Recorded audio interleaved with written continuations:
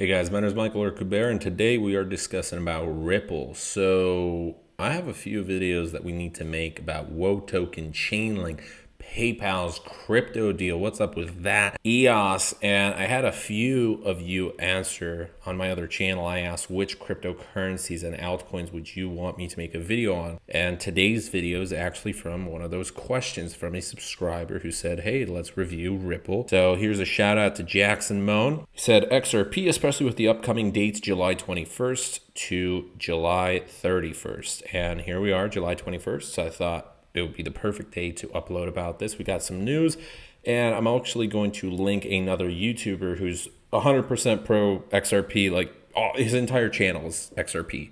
So I'm going to have two Ripple videos about these next few dates that we're going to be discussing over the next week, I guess.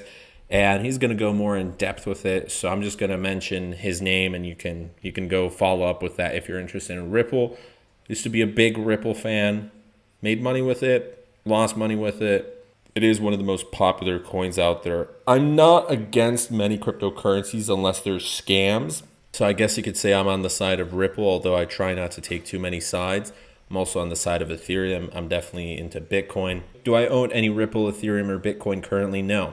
Within the next week, I will most likely have some more Bitcoin. So that's going to be fun.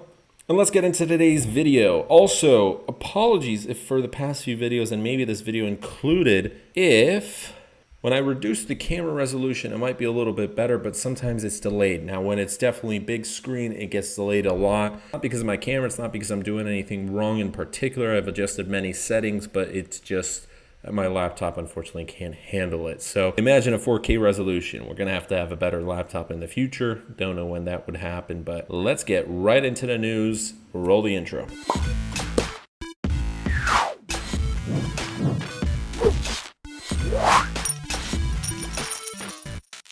So here we are, a daily Ripple discussion thread for July 21st on the subreddit. There's a lot of people in this subreddit, 215,000 XRP supporters.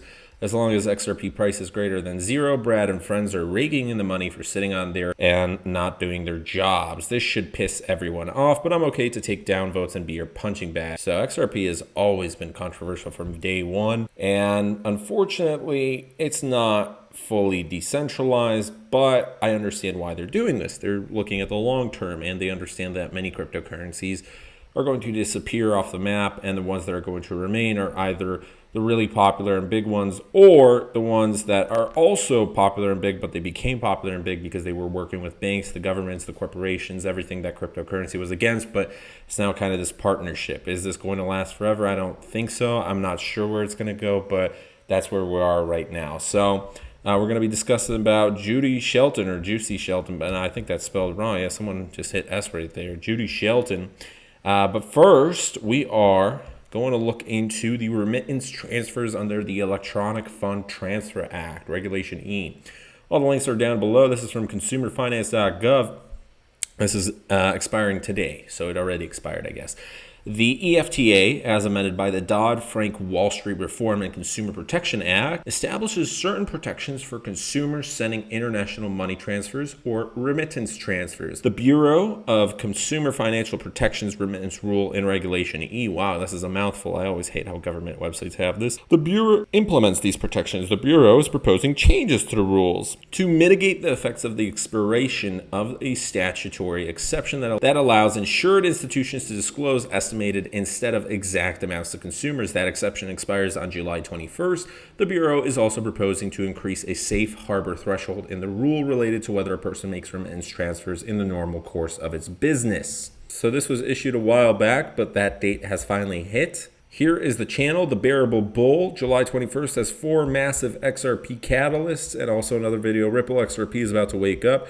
And if we check out his channel, like, yeah, dang, I've never seen a channel go fully into XRP like that. And I have to say that is quite something right there. So if you go into his description, he's talking about SWIFT sanctions, the Fed register, BRICS, Judy Shelton, and the US digital dollar. Now, many individuals think that a US digital dollar is not possible. It's never going to happen, but we just have to look at China, our neighbors across the ocean, and we understand that they already have a digital currency right there where people just take their smartphones, or even right now, I saw this crazy thing on TikTok where it's a weird situation there with the Great Firewall, but still people who live in China upload onto YouTube and TikTok. And I saw this guy trying to buy Coca-Cola, where first of all, it's super cheap in there.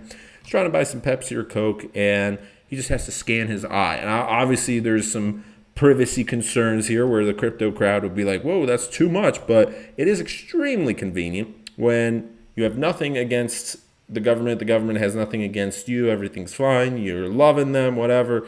You got a lot of money, you're trying to buy some Coke at a grocery store, you forgot your wallet, you don't have your phone on you, that's fine, because they just scan your eye and they do like facial recognition and stuff. And I thought, whoa, that's like futuristic, but it already exists in superstores, in grocery stores, and it's like, wow, that's pretty crazy.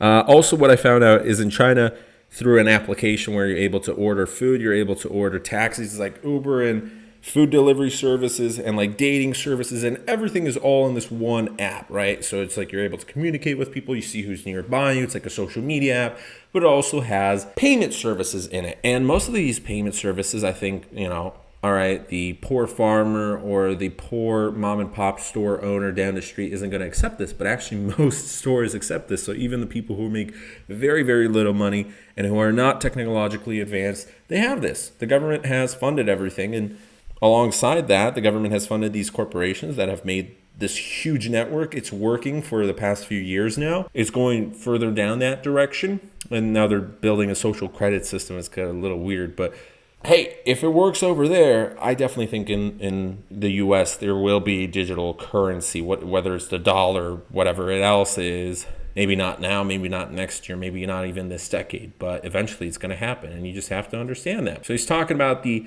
EFTA, which we were discussing about, how this is effective until July 21st. And he's going to go in depth into what ISO 20022 is.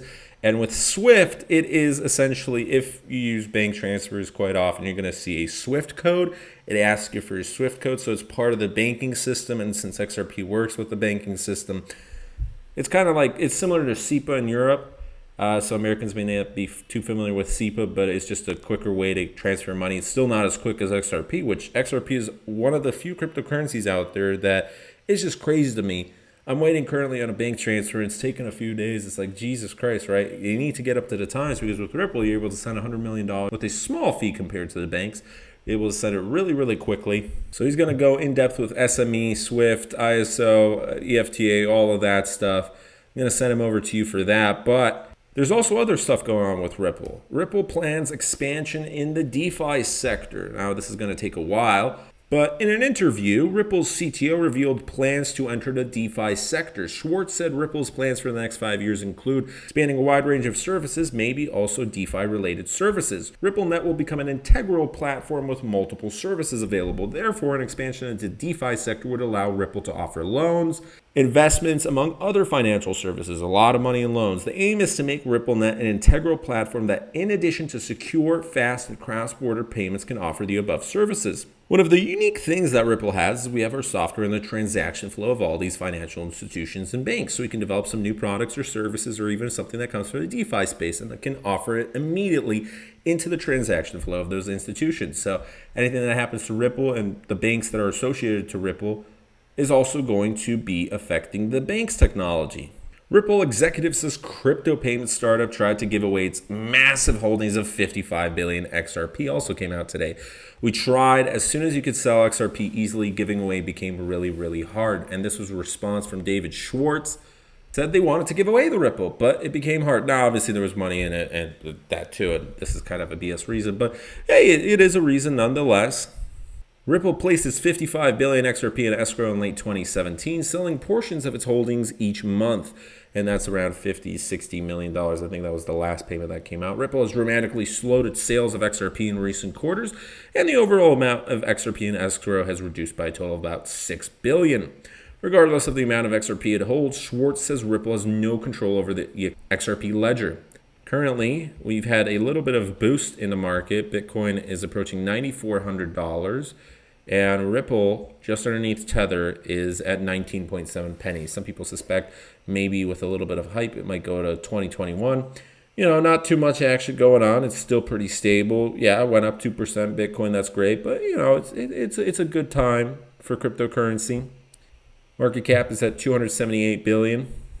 Judy's decentralized exchange volumes have already topped June's record, reaching $1.6 billion. The DEX trading volume already beat June's record, passing 1.6 billion. Not bad as of Tuesday. Not bad at all. 4 platforms, Uniswap, Curve, Balancer, and Bancor Network, have already surpassed their June volumes. Balancer, one of the newest decentralized trading platforms, is close to doubling its June volume at $160 million. For investors racing to get exposure to the newest DeFi projects, decentralized exchanges are the earliest and often only place to make those initial investments. Also, it looks like the Twitter hacker is a BitMEX trader, so all that blockchain tracing is going to be a little bit difficult to hide behind. So that's today's video, guys. If you enjoyed it, see you guys in the next video. Share your opinion on Ripple. What do you think? And we'll have 2 videos uploaded tomorrow. Bye.